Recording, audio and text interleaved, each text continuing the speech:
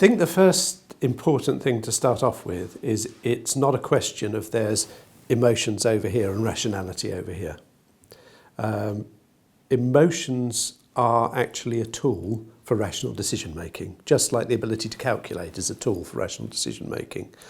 Just give you an example of that. You're driving along down the road, you're not really concentrating on the drive, you're an expert driver, you're having a conversation with your passenger, you're listening to the radio, and suddenly a small child runs out in front of you. And what happens is you get this surge of emotion that focuses absolutely all of your attention and all of your cognitive capabilities on that one task of avoiding hitting that child. And if you've had that kind of experience, you'll know that time even seems to slow down a bit. You seem to have more time to do things and think about things because just of how much of your cognitive capacity is devoted to that. And as a result, you're much more effective at that job of avoiding hitting the small child. Now that's emotion-driven decision-making. I don't think that's an irrational set of actions or decisions that you make in consequence. However, just like we make mistakes of calculation all the time, just like we make mistakes of perception, a trader may hear 15 for 50, we also make mistakes of emotion. And we've been quite interested in some of the mistakes of emotion that people make. Well, one of the classic causes of emotional mistakes is that emotions from one episode run over into another. And you mistake those emotions from the earlier episode as relevant information. Now, in everyday life, you can imagine, you've just had an argument with your wife, you're feeling really angry, and that spills over into how you're feeling about the customer you're talking to half an hour later. And you mistake the emotions you're feeling for something to do with your customer interaction. Similarly in trading, actually the most common cause of concern about that spillover effect is traders always want to trade as if they've got a flat book, as if they're starting anew with every trade. But that's not how it works for most people, especially for younger, less experienced traders. You've made a big loss, you've made a big gain. Those emotions tend to affect the decisions you make in your next trade. And that spillover effect can be quite a problem. It can lead to various kinds of path dependence effects. So, for example, if you've just made a big loss, the emotions you're carrying from that big loss may well cause you to be much more risk-seeking in following trades when you shouldn't be. Is it a cumulative effect then? Can one lead to another? Is it?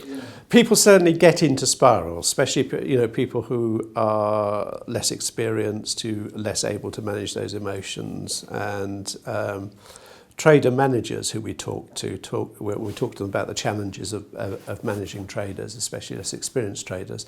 They talked about the need to spot when someone was getting into a black hole and help them out of it. And what they tended to mean by that is someone was losing money and they just couldn't bring themselves to exit the trades and unwind their positions and take the loss, which is what they needed to do. So they talk about strategies of either, in some cases, just taking the trade off someone's books and having someone else or the manager themselves unwind the position. Or, one manager, for example, talked about standing behind someone, massaging their shoulders, talking them through unwinding their position and telling them it was going to be okay. One of the things that was clear that certainly the better managers who were actively managing the people on their desk as opposed to just seeing it as a technical issue, would be actively looking out for this tendency for people to get locked into a kind of downward panicked spiral. That's fine if you're part of a company and you've got management. Well, how does a sort of a retail trader sat in his bedroom? Is it something that can be learned? Like how do you overcome this? Yeah. Okay. So I think it's a difficult question because actually, when we talk to people in investment banks, and we said, how long does it take to get good at this stuff? How long does it take to find out whether someone's any good at this stuff? And the answers to both questions were kind of the same, was at least 2 years, of trading day in, day out. And actually real expertise develops over a career. So when we looked at this question of, in a later study where we actually used physiological measurements of people's ability to manage their emotions, and we looked at what length of experience makes a real difference from the lower levels of emotion management to the higher levels of emotion management. We had a result which said a standard deviation difference is accounted for by about 10 to 15 years worth of experience. In other words, these are skills people build up over a career. So people get better at this naturally. I mean, one way in which you get better at it actually is you get better at reframing things. So two very typical ways of managing your emotions. One is you just try not to have them or suppress them. Turns out to be a very bad strategy because it's quite cognitively expensive. While you're putting effort into suppressing your emotions, you're actually stupider. So that's not very helpful in trading. It also is a dumb strategy for another reason, which is that you tend to have more effects of the emotion when you're trying to suppress it than actually when you don't. It actually makes some of the harmful effects of emotions on your behaviour less helpful. And what it also does is it suppresses emotions that are providing you with genuinely useful information. There are times when you're feeling a bit scared in the market, and that's a real signal to you that something's going on that you need to pay attention to, for example. But another common way of managing emotions, a lot of traders talked about this, was reframing things. So what's reframing? It's where you think about things in a different way in order to feel differently about it. And the most common way of reframing for traders is to say, so I've lost $1 million. That feels like a lot at the moment. It's probably what you're thinking. But actually, typically, a trader will say, it's just a blip in my year's results or across my career.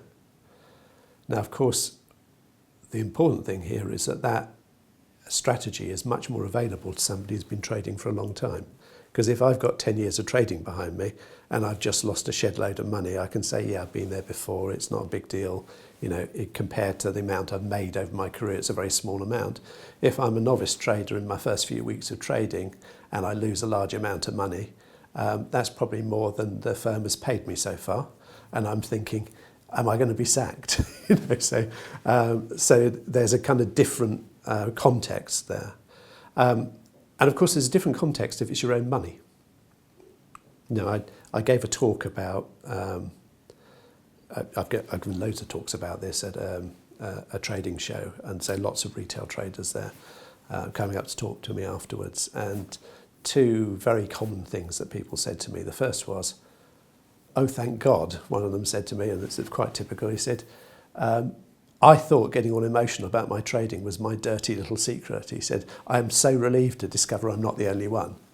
And a second thing he said, and again, very typical thing, is you were asking, is it similar for retail traders than for professional traders? Of course it is. It's just worse for us because it's our own money. So I think that's a big factor. And another thing that retail traders often said to me is, it's very lonely. It's hard to find people to talk to about this stuff. So I think that's a key issue. How do you deal with this? How do you find the social support? Because actually, to our surprise, one of the features of how traders worked was there was quite a lot of social support around. A good deal of competition, so that sometimes was a bit unhelpful. But trader managers, peers, people would often talk things through with each other and had that ability to do that. If you're trading on your own account, then I think it's quite important to find networks of people that you can be part of, can talk to, maybe have people in your family you can talk things through. And that's important for another reason as well, because here's another way in which typically traders who've got a little bit of experience but are not yet really expert, we'd see a lot of this. To our surprise, we went onto these high-tech trading floors with all of this expensive technology around and 8 different screens and all of this software. We found lots of post-it notes stuck to screens. So we're very interested. What's that all about?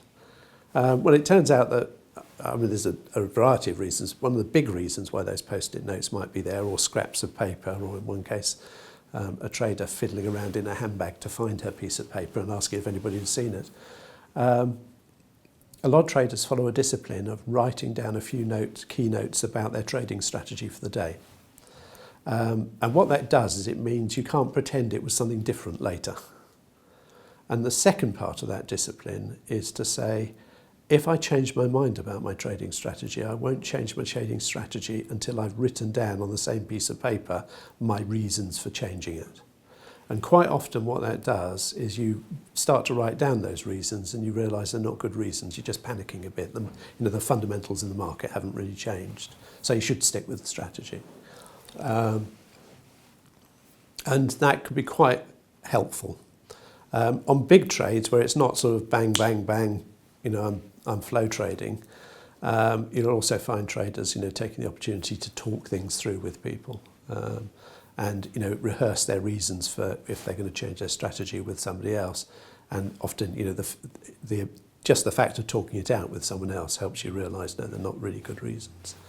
Now that may be particularly important for retail traders, that kind of strategy, because talking to traders in one large bank that has a big retail platform, they talked about a very interesting heuristic that many of their clients seem to use with stop losses. They called it move when near. In other words, you set a stop loss, and then as you start to approach the stop loss, you move the stop loss. And they saw that behaviour an awful lot. In other words, somebody said, my strategy is to exit this trade if it drops below a certain level, or vice versa. And they find it impossible to stick to the strategy. And that was one of the, in our retail trader interviews, that was one of the big things that came out a lot. People saying, the big problem I have with my emotions is I get blown off course from my strategy because I get so emotional about stuff and I don't manage to stick to my strategy. Now assuming the strategy is a good one, and that's a completely different set of questions there, because a lot of retail investors are deeply misguided about the strategies they follow, then not being able to stick to your strategy is clearly an issue.